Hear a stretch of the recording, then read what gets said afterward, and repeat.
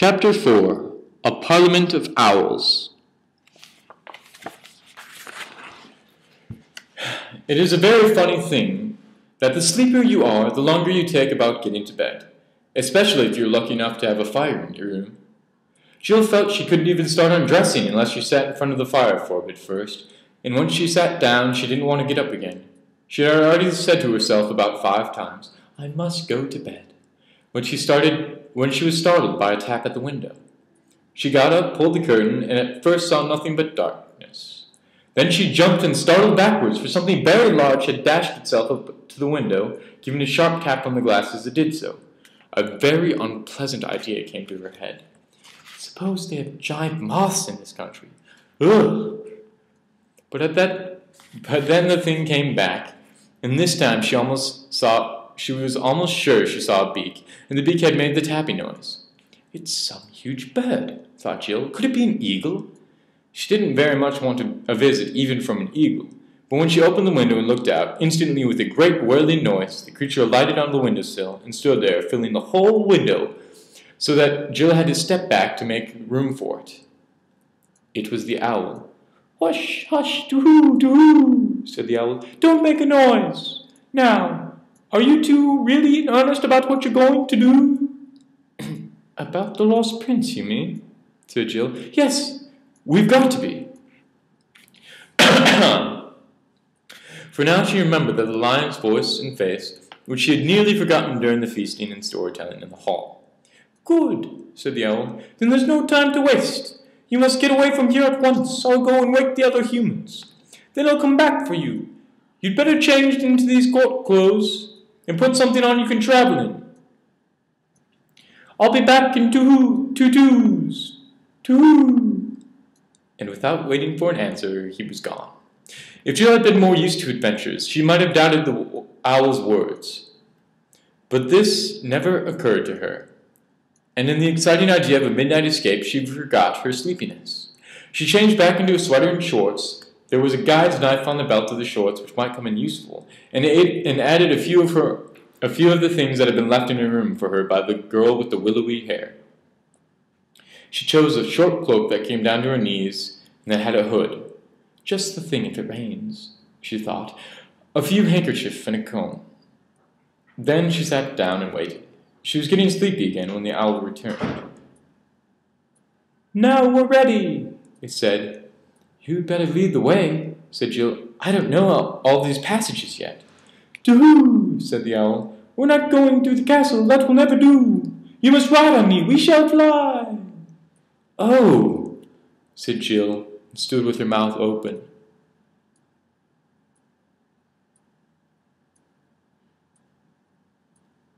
"Shan't I be far too heavy for you?"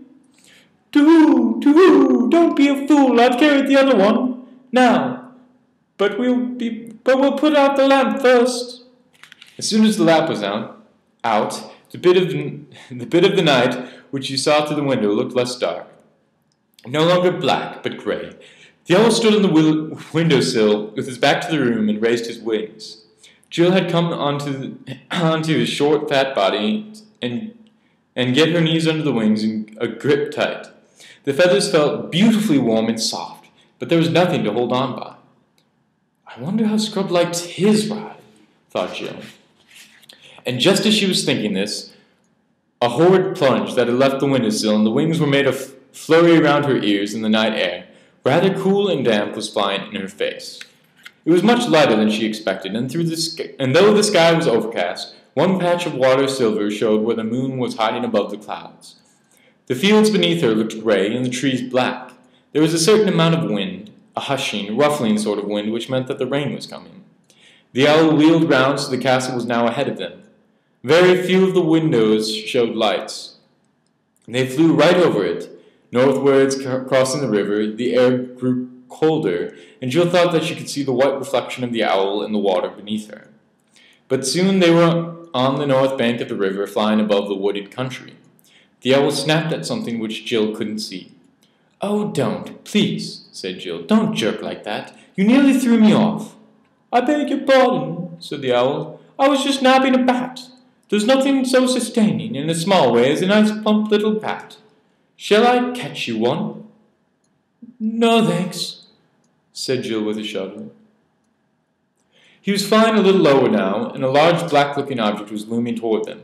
Jill had just time to see that it was a tower, a partly ruinous tower, with a lot of ivy on it, she thought, when she found herself ducking to avoid the archway of the window, as the owl squeezed with her through the ivy and cobwebby opening out of the fresh grey night into a dark place inside the tower. It was rather fusty inside, and the moment she slipped off the owl's back, she knew, as one usually does somehow, that it was quite crowded. And when voices began to say out of the darkness from every direction, to whose, she knew it was crowded with owls. She was rather relieved when a very different voice said, "Is that you, Pole? Is that you, Scrub?" said Jill. "Now," said Glimfeather, "I think we're all here. Let's hold a parliament of owls." "Do for you. That's the right thing to do," said several owls. "Have a moment," said Scrub's voice. "There's something I want to say first."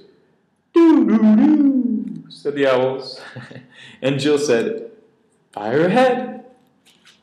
"I suppose all chaps—" "Owls, I mean," said Scrub. "I suppose you all know how the King Caspian X in his younger days sailed into the eastern end of the world.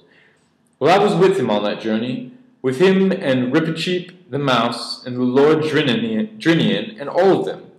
I know it sounds hard to believe, but people don't grow older in our world at the same speed as they do in yours. And what I want to say is this, that I'm the king's man, and if this is a parliament of owls, is any sort of plot against the king, will have nothing to do with it." "Do, we're all the king's owls too," said the owls. "What's this all about then?" said Scrub. "It's only this," said Glimfeather, "that if the Lord Regent, the Dwarf Trump King, hears you are looking for the lost prince, he won't let you start. He'll keep you under lock and key sooner." "Great Scott!" said Scrub. "You don't mean that Trumpkin is a traitor? I used to hear a lot of him in the old days at sea. Caspian, the king, I mean, trusted him absolutely." "Oh, no," said a voice. "Trumpkin's no traitor. But the more 30 champions, knights, centaurs, good giants, and all sorts, have at one time or another set a look for the lost prince, and none of them had ever come back. And at last the king said he was not going to have the bravest Narnians destroyed in search for his son, and now nobody is allowed to go." "But surely he let us go," said Scrub, "when he knew who I was and who had sent me." Sent both of us," put in Jill. "Yes," said Glimfeather. "I think it very likely he would, but the king's away, and Trumpkin will stick to the rules. He's as true as steel, but he's as deaf as a post and very peppery. You could never make him see this might be the time for making an exception to the rule. You might think he'd take notice of us because we're owls and everyone knows how wise owls we are," said someone else. "But he's old now. He'd only say, 'You're a mere chick. I remember you when you were an egg. Don't come and try to teach me, sir. Crabs and crumpets.'" This owl imitated Trumpkin's voice rather well, and there were sounds of owlish laughter all round. The children began to see that Narnians all felt about Trumpkin as people feel at school about some crusty teacher whom everyone is a little afraid of and everyone makes fun of and nobody really dislikes. "How long is the king going to be away?" asked Scrub. "If only we knew," said Glimfeather. "You see, there's been a rumor lately that Aslan himself has been seen in the islands, in Terabithia. I think that was it. And the king said he'd make one more attempt before he died to see Aslan face to face again and ask his advice about who is to be king after him. But we're all afraid that, if he doesn't meet Aslan in Terabithia, he'll go out east onto 7 isles in Lone Islands and on and on. He never talks about it, but we all know that he's never forgotten that voyage to the world's end. I'm sure in his heart of hearts he wants to go there again." "Then there'll be no good waiting for him to come back," said Jill. No good," said the owl. "Oh, what is to do? If only you two had come and spoken to him at once, he'd have arranged everything, probably given you an army to go in search of the prince. Jill kept quiet at this, and hoped that Scrub would be sporting enough not to tell the owls why this hadn't happened. He was, or very nearly, that is, he only muttered under his breath, "Well, it wasn't my fault," before saying out loud, "Very well, we'll have to manage without it. But there's just one thing I want to know. If this Owl's Parliament, as you call it, is all fair and above board, and means no mischief, why does it have to be so jolly secret, meeting in a ruin in the dead of night and all that?" "Doo-doo!" hooted several owls. "Where should we meet? Where would anybody meet except at night?" "You see," explained Glimfeather, "most of the creatures in Narnia have such unnatural habits. They do things by day, in broad blazing sunlight, when everyone ought to be asleep, and as a result at night they're so blind and stupid that you can't get a word out of them. So we owls have got into the habit of meeting at sensible hours on our own, when we want to talk about things." "I see," said Scrub. "Well now, let's go on. Let's talk about the lost prince." Then an old owl, not Glimfeather, related the story. "About 10 years ago it happened, when Rilian, the son of Caspian, was a very young knight.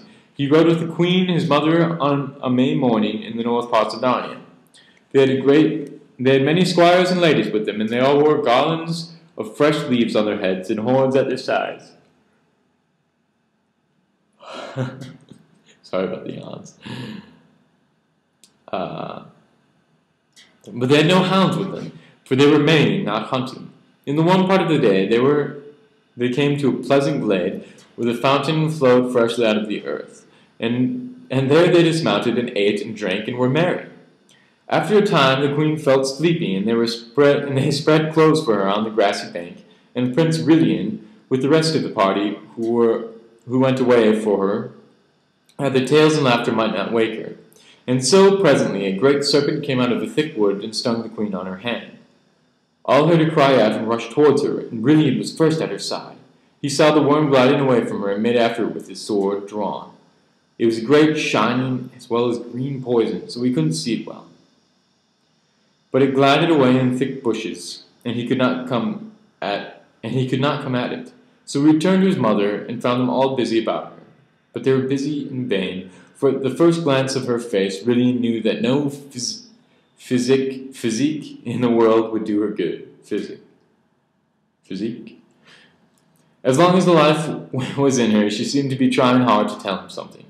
But she could not speak clearly, and whatever her message was, she died without delivering it. It was hardly 10 minutes since they had first heard her cry.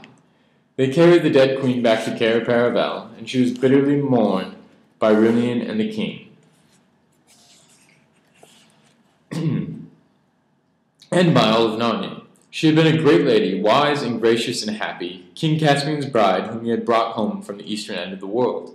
And men said that the blood of the stars flowed in her veins. The prince took his mother's death very hardly, as well he might. After that, he was always riding on the northern marshes of Narnia, hunting for that venomous worm, to kill it and be avenged. No one remarked much on this, though the prince came home from these wanderings looking tired and distraught. But about a month after the queen's death, some say they could see a change in him. There was a look in his eyes of a man who had seen visions, and though he would be out all day, his horse did not bear signs of hard riding. His chief friend among the old courtiers was Lord Drinian, he who had been his father's captain to the great voyage of the eastern parts of the earth. One evening, Drinian said to the prince, "Your Highness must soon give over seeking the worm. There is no true vengeance on a wishless brute as there might be on a man. You weary yourself in vain." The prince answered to him, "My lord, I have almost forgotten about the worm these 7 days." Drinian asked him why, if that were so, he rode so continually in the northern woods. "My lord," said the prince, "I have seen there the most beautiful thing that was ever made." "Fair prince," said Drinian, "of your courtesy let me ride along with you tomorrow morning, that I may see this fair thing." "With a good will," said Rilian. Then in good time the next day they saddled their horses and rode a great gallop into the northern woods and alighted on the same fountain where the queen got her death. Drinian thought it was strange that the prince should choose that place of all places to linger in. And there they rested till it came to high noon. And at noon Journey looked up and saw the most beautiful lady he had ever seen, and she stood at the north side of the fountain, and said no word, but beckoned to the prince with her hand, as if she bade him to come to her. And she was tall and great, shining and wrapped in a thin garment, as green as poison. And the prince stared at her, like a man out of his wits. But suddenly the lady was gone.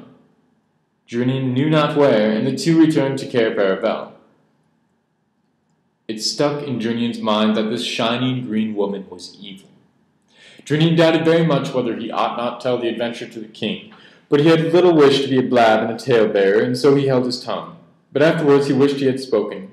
For the next day Prince Rilian rode out alone. That night he came not back, and not that hour no trace of him was ever found in Narnia, nor in any neighboring land, and neither in his horse, nor his hat, nor his cloak, nor anything else was ever found. Then Drinian, in the bitterness of his heart, went to Caspian and said, Lord, King, slay me speedily, as great traitor, for by my silence I have destroyed your son. And he told them the story. Then Caspian caught up a battle-axe and rushed upon the Lord Drinian to kill him, and Drinian stood still as a stock for the death blow. But when the axe was raised, Caspian suddenly threw it away and cried, I have lost my queen and my son. Shall I lose my friend also? And he fell upon the Lord Drinian's neck and embraced him, and both wept, and their friendship was not broken. Such was the story of Rilian. And when it was over, Jill said, I bet that serpent and that woman were the same person. True, true, we think the same as you, hooted the owls. But we don't think she killed the prince, said Glimfeather, because no bones. We know she didn't, said Scrub. Aslan told Pull he was still alive somewhere. That almost makes it worse, said the oldest owl. It means she has gotten use for him in some deep scheme against Narnia. Long, long ago, at the very beginning, a white witch came out of the north and bound our land in snow and ice for 100 years, and we think this may be one of the same crew. Very well, then, said Scrub. Pull and I have got to find this prince. Can you help us? Have you any clue, you two? Asked Glimfeather. Yes, said Scrub. We know we've got to go north, and we know we've got to reach the ruins of a giant city. And at this there was greater to-hooing than ever, and the noise of the birds shifting their feet and ruffling their feathers, and all the owls speaking at once. They all explained how they were very sorry that they themselves could not go with the children in search for the lost prince. You want to travel by day, and we want to travel by night, they said. It wouldn't do. One or two owls added that even here in the ruined tower it wasn't nearly so dark as it was when they began, and that the Parliament had gone on quite long enough. In fact, the mere mention of a journey to the ruined city of giants seemed to have damped the spirit of those birds. But Glimfeather said, if they want to go that way, into Ettinsmoor, we must take them to one of the marsh wiggles. They're the only people that can help them much. True, do, said the owls. Come on, then, said Glimfeather. I'll take one. Who'll take the other? It must be done tonight. I will as far as the marsh wiggles, said another owl. Are you ready? Said Glimfeather to Jill. I think Pull's asleep, said Scrub. The end, chapter 4.